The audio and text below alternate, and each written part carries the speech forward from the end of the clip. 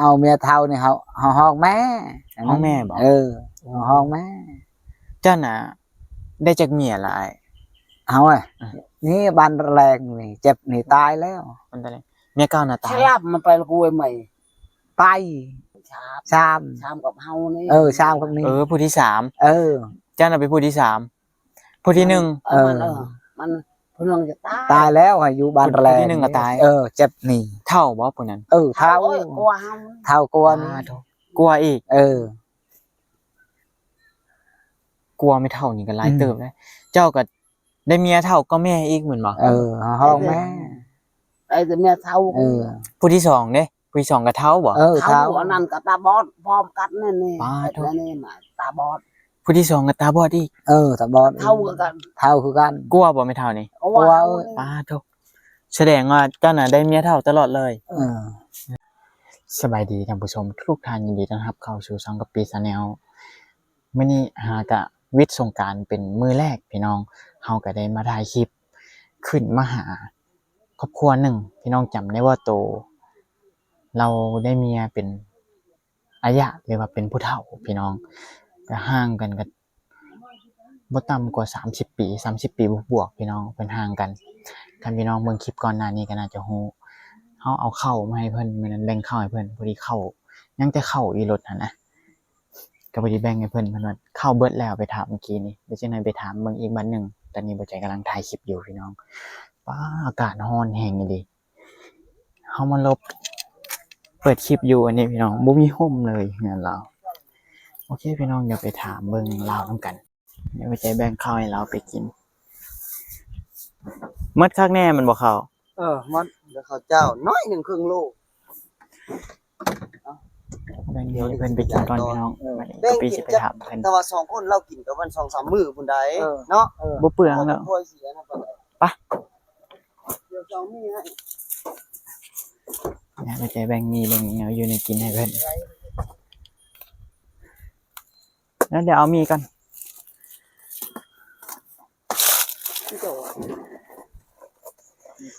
ฮ้อนเนาะอากาศนี่โอ้แดดนี่เดี๋ยวเอาปลากระป๋องให้อีกพี่น้องเกือบ35องศามื้อนี้แดดเฮือนสิจะแห้งแดดเนาะบ่มีต้นไม้บังเลยเบิ่งพี่น้อง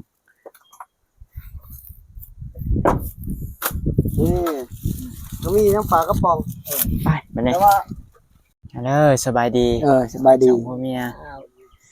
กินในแบ่งข้าวให้เพิ่นหมดแล้วบ่ข้าวสิยาวหมดแล้วลูกเอ้ยเจ้าลูกมาให้ละจ้าตู้มือลงก็ได้นั่นหมดแล้วเอาเลยกุมจักมือข้าวให้มื้อนั้นได้3มื้อได้3มื้อหมดวันนี้ก็หมดบ่หมดวันนี้มันมาค้ำนั่นบ่ได้ไปเฮ็ดเวียกบ่ผัวเจ้ากะเราไปเบิ่งหน่อยจ้ามันจุดให้วันจุดให้แล้วจุดจะมาจะมาหาให้จะอ้อมต้นหกจะมันชักอันน่ะได้เข้าจักกระสอบสิจะเฮ็ดให้ได้3 เป้าแล้วก็3 เป้านึง3 4 เป้าเจ้าคันเป็นแบบนั้นฉะนั้นก็ไม่แพ้เฮ็ดหญ้าก็ตักวงกวังจะไม่แพ้เฮ็ดหญ้าหกบ่ฮอดพี่น้องฮอดชอบไปฮอดชอบกันนี่ก็เต็มกระยักนี่น่ะได้ชอบเฮ็ดให้หมดปีได้เข้าแต่4กระสอบได้อะไรก็ชอบคันว่าเป็นแบบนี้นะคันนี้ชักชำนี่ได้ไปเตยอยู่ชูเจ้าก็ไปอันนั้นตลอดอยู่บ่ไปเตยแล้วไปดาวเตยทางชูเจ้าก็ไปทางตลอดอยู่บ่ไปทางเฮาไปฮู้นี่บักนี่เฮาเจ็บนี่เขาจะไปแต่พี่ฮอดพุ่นมันเมื่อยนี่คือว่าแล้วไม่เท่าเพิ่นเฮ็ดบ่ได้เฮ็ดบ่ได้อันเท่าแล้วขอเฮ็ดผู้เดียวไปเฮาเท่าแล้วทางมันบ่แพ้ทางบ่กว้างเฮานั่งจังได๋มันเฮาอยู่ไปกันไปฮอดพุ่นเมื่อยนี่มันหักกระดูกนึงกระดูกทั้งหลังบ่ว่าแล้วไม่เท่าเพิ่นก็เท่าอีกอย่างนึงก็คือเป็นทวนอีกอย่างนึงก็คือตอนนั้นไม่เท่านั้นตกผู้ตกผู้มาคุยได้เจ้าก็ใช่งาใช่งานั่นว่านี่ถือน้องนี่ก็ต้องพักงานมามันงานนั้นมันตึด กูพูดไปพุ่น จริงกระลบลงเลย ยังเลย คออย่าตายนี่ ยังเลยวินหัวเลย แล้วก็ เป็นหัว บินหัว ยังวินหัวอยู่ ยัง ผล อันบ่ดี มันก็อันนั้นนั่นแหละพี่น้องผลกระทบจาก เออ ที่เราตกภูแต่ตอนนั้นนั่นแหละ เออ คือว่าผู้เฒ่าห่างกายสุขภาพก็บ่แข็งแรงปานใดเนาะอันนี้ก็เป็นนายเฮ็ดเวียกบ่ได้ปัดตกอยู่แต่ผัวผู้เดียวพี่น้องเฮ็ดให้เฮ็ดเวียกเฮ็ดงานอ้ายเจ้าบ่ได้ไปหารับจ้างบ่ บ่ ไม่ได้ไป บ่มีเขาบ่มีหันมาจ้าง อันนี้เขาเว้าเดี๋ยวเขาสิบอกคันว่าสิเจ้าเฮ็ดให้ได้เข้าแต่สีมาแต่2 สอบนั่นไปเฮ็ดเวียกอยู่บ่ดีก่อนบ่เฮ็ดเวียกมีแต่จักมื้อหนึงก็ได้แล้วนะจะเฮ็ดเบิดปีจะได้เข้าแต่4กระสอบไปสีออกมาบ่ฮอด2 สอบซ้ำ เฮ็ดให้บ่ แม่นเขาว่าคือสิเจ้าเฮ็ดให้นี่มันได้เข้าบ่ได้หลายซ้ำ บ่หลาย สิเจ้าไปเฮ็ดเวียกคือสมมุติไปเฮ็ดเวียก10ปลายมื้อก็ได้สนใจเฮ็ดให้เบิ ได้ ดปีนะ เนาะเขาบ่จ้างนั่นน่ะ คันเป็นแบบนี้ไปหาเฮ็ดอยู่นอกสิบ่ดีกันบ่ เขาบ่จ้าง อยู่นี่ก็ อยู่นอกนี่มันมีอืม ยางพาราเนาะก็จะเฮ็ดเนาะ เฮาบ่เคยคิด บ่เคยคิด เฮาบ่เป็นคิด ก็จะมาจ้างอยู่บ่ยางพารา อย่างไรเขาจ้าง เขาจ้าง เขาจ้าง บ่อันนี้นะข้อยสิบอกมันก็บ่มีผู้ใดเป็นตั้งแต่เกิดดอกเฮาต้องลองเบิ่งลองเฮ็ดเบิ่งแม่น เฮา บ่ นี่ครับบ่เคยคิดนะเขาเวียดเอา เขา10 มือก็เขา บริบัตินั่นนี่ เฮา เขาเมื่อย เขากรีด บอก เฮากรีดแล้วมันคงแก่นนี่ก็เจ้าสิว่าก็มันก็เสียหายหลายหันนะ เสียหาย คือสมมุติว่าหมู่ เฮาบ่ฮู้คิดนี่ก็เวียดเอาคืน แม่น เอาคืนได้โลเด้ เบิ่งอันน่ะคือสมมุติว่า คนอยู่ข้างเฮือนเจ้าไปรับจ้างซะเนาะไปรับจ้างผัด เจ้าก็ลองไปซอยก็จะเบิ่งไปกรีดใส่ก็จะเขาเฮ็ดแนวใดเขาเฮ็ดแบบนี้เนาะเขาเฮ็ดแล้วบัดนี้เวียดบ่ให้มันบ่เสียหายกับเจ้าก็เฮ็ดเป็นน่าจะไปนำกับเจ้าเทื่อสอง เฮ็ด เทื่อ คิดเป็นคือเวียดบ่เอานี่ก็เวียดเฮาคิดบ่เป็นนี่ก็เวียดเอาคืน นั่นแหละ เขาเอาแล้ว คืออันผู้ใดเฮ็ดเป็นซะคือสมมุติว่าหมู่คู่เจ้าเฮ็ดเป็นแม่นบ่คนในบ้านเฮ็ดเป็นเจ้าก็ไปนำกับเจ้าไปเฮ็ดนำกับเจ้ามื้อเทื่อสองเทื่อก็เป็นแล้วอ้าย เขาให้เวียดให้ แม่น เฮ็ดเฮ็ดบ่เป็นเวียดให้เด้อันนั้นเด้ บ่อันน่ะค่อยหมายความว่าไปถามไปหาความรู้ว่าซั่นซะ เอาไปไต่ทางเป็น หาความรู้กับอันคนที่ว่าเป็น มันคันว่าเจ้าอยากเฮ็ดอะลีมันก็บ่ยากหรอกอันเฮ็ดเวียกเฮ็ดงานน่ะขอแต่เฮาดุเท่านั้นแหละเจ้าเฮ็ดเวียกสิปลายมือซ้ำเจ้าเฮ็ดให้เบิดปีได้เจ้าคิดเบิ่งถึงมันสิหนักแน่แต่ก็คันมื้อใดเฮาเมื่อยเฮาก็บ่ไป แม่อันนั้นเรืออันนั้นมือมุดจุดลงเกียนขี้มาไป เว้าแล้วพี่น้องมันยาก มุดจุดลงไปเช่าเกียนขี้มาไป เฮ็ดให้ก็บ่แม่นว่าบ่เมื่อยได้น้องเฮ็ดให้ เมื่อย แล้วทางเสือห้าแล้วห้าชักแล้วชักเชียร์ นั่นแหละ หมดปีนึงอะไรหูดเขา มันบ่คุ้มกับสิ่งที่เฮาเมื่อย แล้วก็เวลาที่เฮาเสียไปมันหลายได้ เฮ็ดเวียกแค่สิปลายมือละแสนก็ได้แล้วเขานั้น ได้นี่เขาบ่จากนั้น ขอแต่เฮาดุเฮาไปหาเวียกที่จะเฮ็ดก็ได้เฮ็ดเป็นก่อสร้างเฮ็ดเป็นกรรมกรเฮ็ดเฮือนอีหยังก็ได้หมดขอแต่เฮาอยากเฮ็ดเด้อคันเฮาอยู่ละลานี่เข้าเบิดแล้วเฮ็ดแนวใดท้าบ่ อันนั้นเราไปแงะเราตาเราอย่างนั้นล่ะ ท้าบ่แม่เฒ่าเข้าหมดแล้ว กำหนดเขานั่นเขาให้นั่น เข้าค่อยเอามาให้มันหมดแล้วสิจะท้าคอยบ่ อันนั้นเราไปแงะเราการนั้นฐาน ถ้ามัน บ่เห็น เบิ่งเฮ้ย บ่เห็นมา เจ้าบ่มาสิ ไปคอน้ำขู่มู ไปคลองมู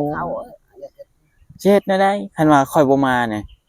แก้ไป สิเอาข้าวใส่มากินคันค่อยบ่มา อย่าไปเอ้ยเอาแต่เฮิน เอาไปเบิ่งเราน่ะเนี่ยไปใช้เบิ่งตลาด đang ngon của bài ăn thử thừa นี่ hầu thừa mình bảo là con ép một khâu này cháu ép ở đây cái phải ông mà hút nó nè kẹt chụp kho nằm khâu kho bơ này kho hơi rồi ขอน้ำ cho ข้าว ép cái cà phê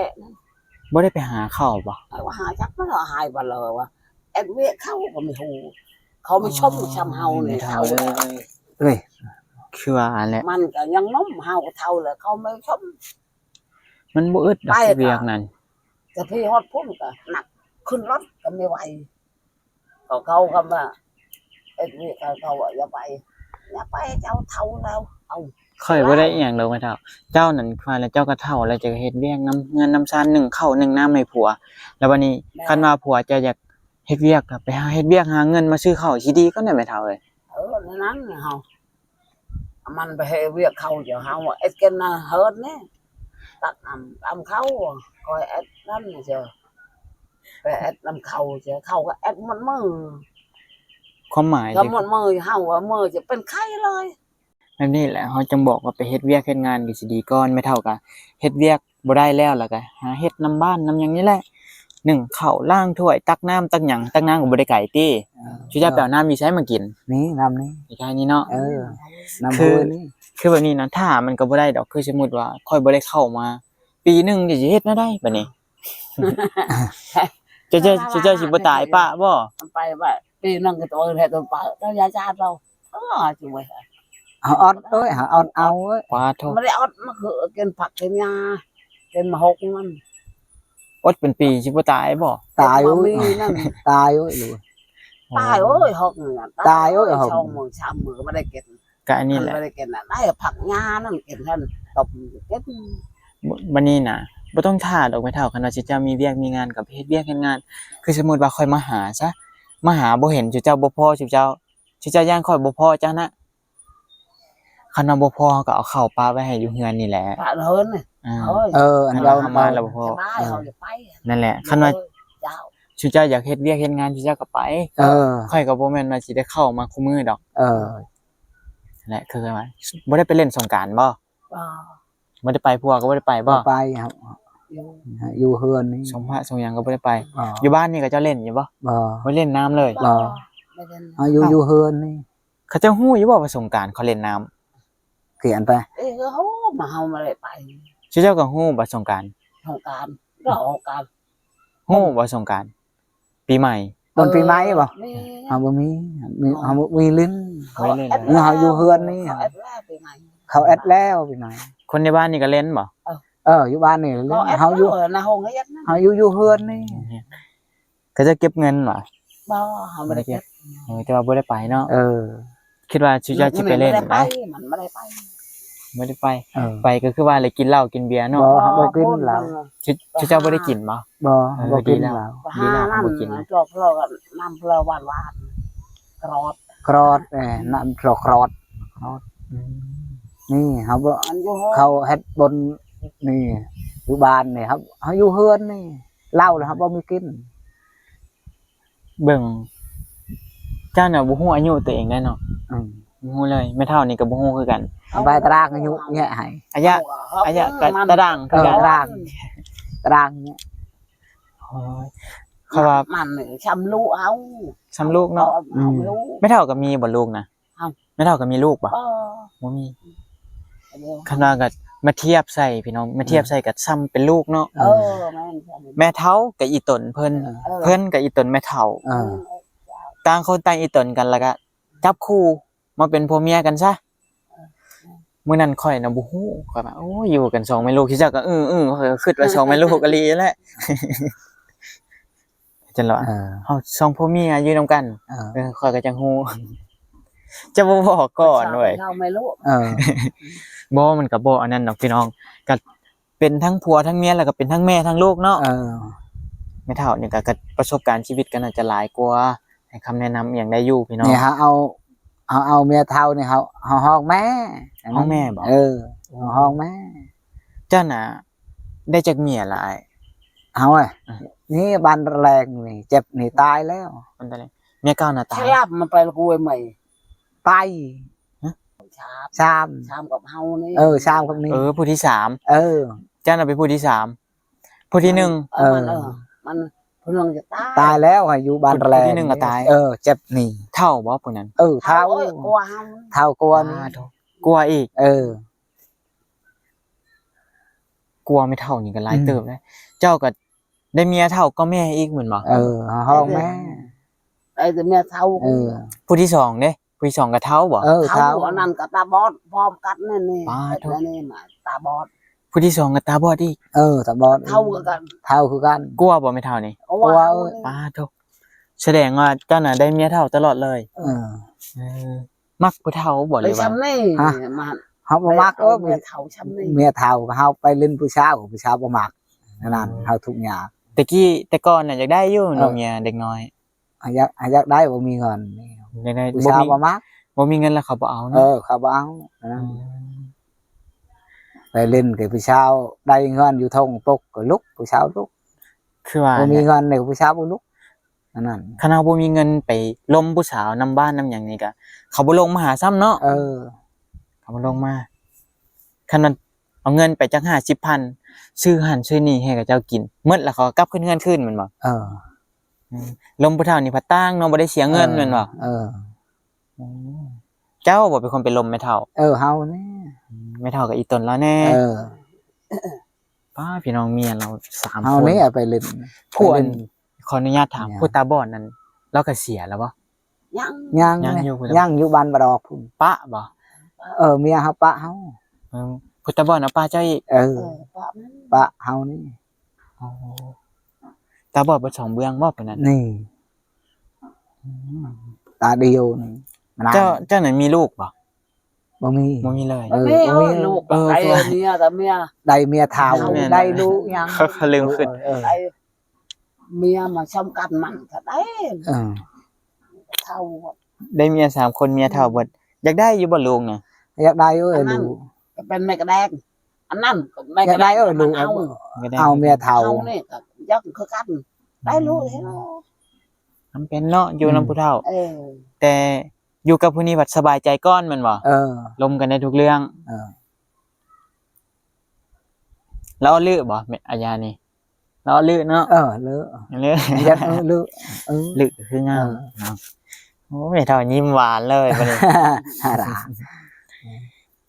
มันสบายใจพี่น้องคือว่าแหละเฮาก็บ่ได้สบายใจเฮาก็เลือกหม่องนั้นเฮาเอ้ยเบิ่งเงินสารบัญชองเพิ่นฮ้อนบ่ ฮอนเอ้ย อากาศฮ้อนที่ฮ้อนว่าพี่น้อง เออ มื้อนี้นะมาเดี๋ยวพามาเบิ่งเฮือนหน่อยดูหน่อยหนึงที่จะพากันนอนอยู่นี่เลย เออนอนนี่อ่ะโอ้มีชาญ ชาติก็บ่มี เออบ่มี นอนน้ำพื้นนี่เลย เออ า บ่มีเงินซื้อ มีลำโพงอีกบ่นี่ โรงเขาอยู่บ้านอะไรเขาเทปอยู่เฮาขออยู่หมู่ให้ ลำโพงก็จะทิ่มบ่นี่ เออ ก็จะคือทิ่มตัวใหม่แท้ เห็นมาเพตู้เพแล้ว ตัวเพลแล้วก็ เออ ทิ่ม เจ้า เอามาแปลงบ่ เออ เอามาแปลงมึงเนาะหลังคาน้ำมุงหญ้าได้ฝนตกนี่เปียกเบิดบ่ เปะหมดเอ้ย คือว่าแหละหาเงินซื้อข้าวกับพ่อแห้งแล้วเนาะ เออ หาเงินซื้อข้าวก็ยากแล้วพี่น้องสิหาเงินมาเฮ็ดเงินพ่อแห้งขอแต่ว่ามีบ่อนนอนหลบแดดหลบฝนก็พอละ พร้อมช่องปืนต้องพร้อมเก่า พร้อมเก่า คน สอง เก่า เดือน พร้อมเก่า ชาติไม่ได้ ชาติบ่ได้มี เฮามีอันใดเฮาก็ใส่ไปก่อน หมอเพลอกับบ้านมาโทรมาเพลอเฮ็ดไม่ได้นะครับ ค่อยเห็นขกเจ้าเมื่อกี้นี้ เออบ่เห็นจะเบิ่ง โทรไม่เฮ็ด เบิ่งพี่น้อง หมอก็ไม่ได้ เด้อขออนุญาต เอ เด้อ อ อันนี้มันโคกเนาะ เออ โถ มาโคกนกเฮายิงไงเจ้ากิน เอาโลสิเจ้าเอาไว้กินสิเจ้าหั่นแหละ แก้ว เออ เฮ็ดแก้วนกบ่อัน เอ นี้ อนกจำใต้ แก้วนก เออ อันนี้มันโคกได เออ เขาเห็นตอนแรกเขาคือว่าอีหยังเด้ซากอยู่ไสน่ะโอ้อันนี้บ่ เออ เด้อขออนุญาตเด้อ เออ อันนี้มันซาก รีและดอกชากรี ตำเนาะ เออตามบ่เพชรนี่ ตำเผ็ดตำแจ่วตำหยังก็ตำอยู่นี่เอาไว้ เอา คืน บ่เพชรกินแล้วหมดแล้วลูก บุกเผ็ดบุกพายนี่ไปหาใส่เสื้อบ่ ฮะ เสื้อว่าบุกเผ็ดน่ะ บ่เพชรเฮาบ่มีเงินเขาขาย สิเจ้าเอามาแต่ไสเนี่ยเอามาตำนี่ อันไปตะโยละแต่ละให้เบิ่นอะไร อันไหนก่อน มันอันนั้นอกนางตาวนั้นเจอ เออ ขายนั่นเจอได้10,000เจอมันชื่อมาแพท ชื่อบุกเผ็ด เออชื่อมาเพชรตาว สิเจ้าคือบ่อันนั้นเอาคือบ่ปลูกเอาบุกเผ็ดนี่มันปลูกก็ไว้ยากได้ไหมเท่า ไม่ได้ บ่ได้ ไม่แป้นมือหมอปีก็มันเป็นเป็ด มันบ่ขึ้น เขา บ่ เขาก็เคยได้ละเขาไม่ได้แบบก็เป็นปีได้มันเป็นมาเป็ดนั่นนะ 8 ปีก็ไม่ได้ถ้าเขาไม่เป็น ค่อยเห็นคือสมมุติว่า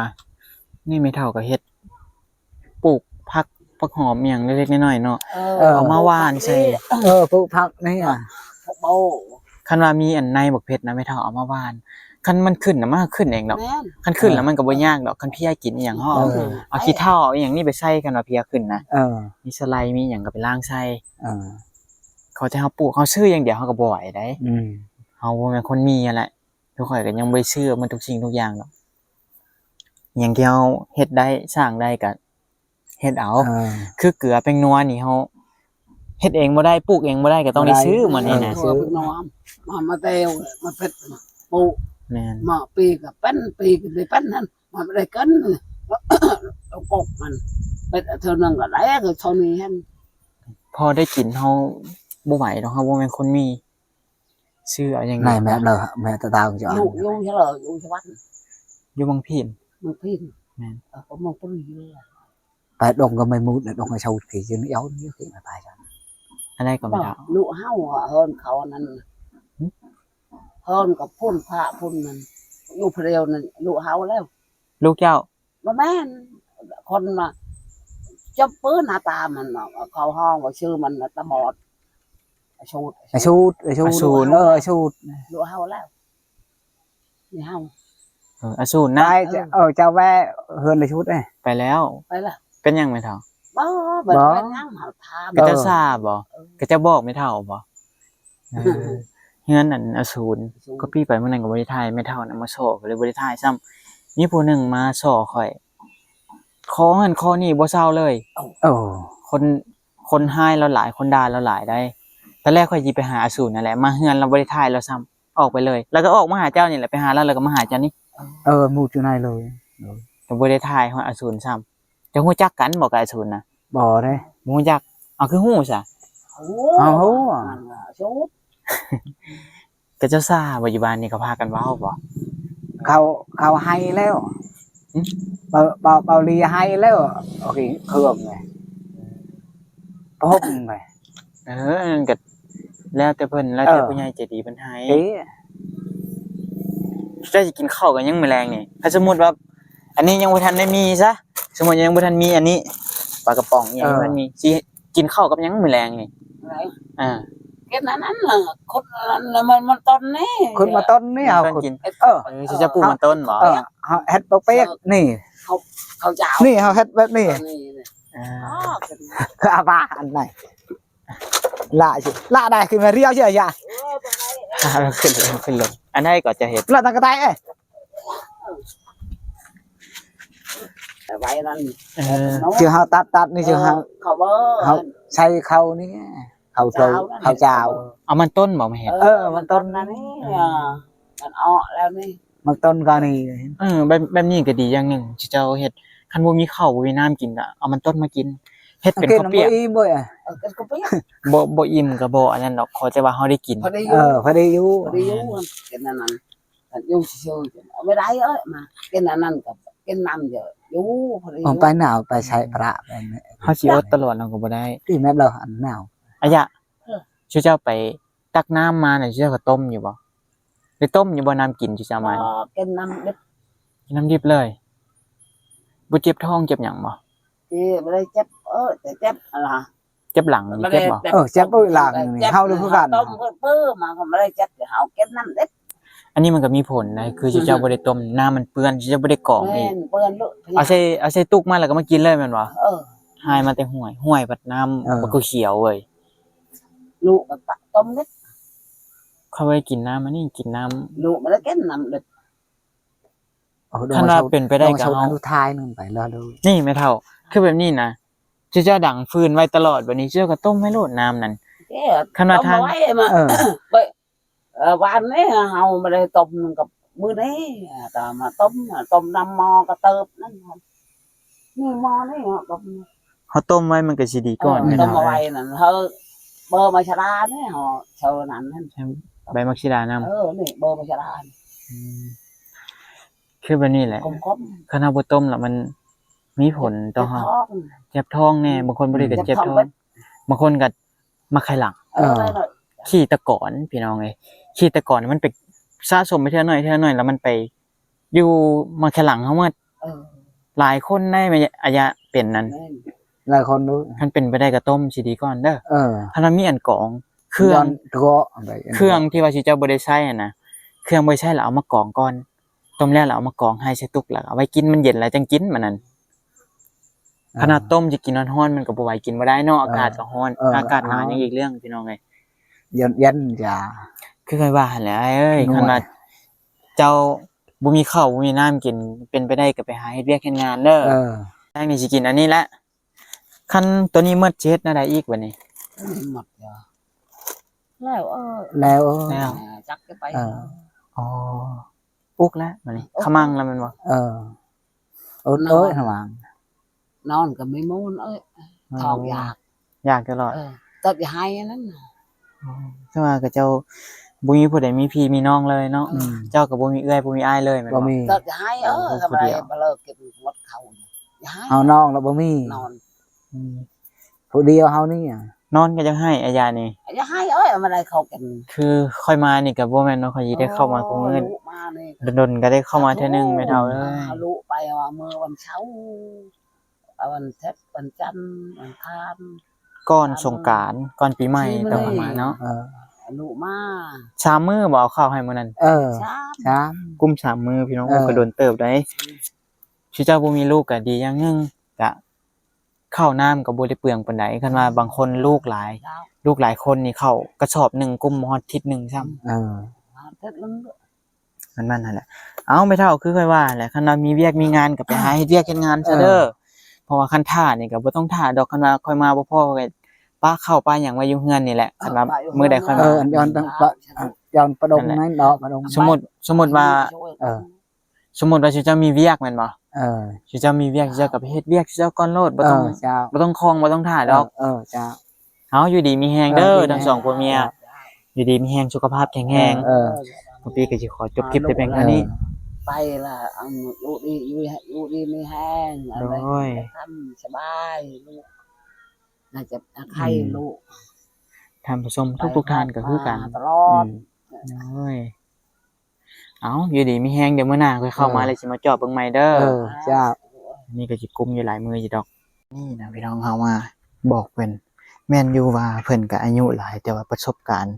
การใช้ชีวิตก็บ่ได้หลายส่วนหลายก็อยู่แต่บ้านอยู่แต่หยังแต่ว่าผัวเพิ่นนี่ก็พี่น้องแล้วได้เมีย3คนแต่ว่าผู้เฒ่าหมดเฒ่ากว่าอายุนี่อีกก็ละได้กลัวแม่อีกได้ผู้ที่1หันตายผู้ที่2หันปะลาวผู้ที่2หันตาบอดพี่น้องเอ้ยตาบอดน่าจะตาบอดเป็น2เบื้องปะเรากลับมาเอาผู้นี้ก็อยู่กับผู้นี้สบายใจก็อยู่กับผู้นี้หั่นแหละพี่น้องโอเคจังได๋ก็ขอให้ทุกท่านอยู่ดีมีแรงสุขภาพแข็งแรงผิดพลาดประการใดก็พี่ก็ต้องขอโทษขออภัยไว้ณที่นี้ถึกใจก็ฝากไลค์ฝากแชร์ฝากติดตามให้กับพี่เด้อพี่น้องเฮาไว้ลงคลิปให้พี่น้องเบิ่งเมื่อวานนี้คลิปเฮาหมดแล้วก็มีเรื่องนึงก็คือเรื่องตัดผมเฮานี่แหละพี่น้องบ่มีเวลาเฮาสิไปตัดผมมื้อนี้ก็พี่ไปแล้วได้พี่น้องไปแต่เช้า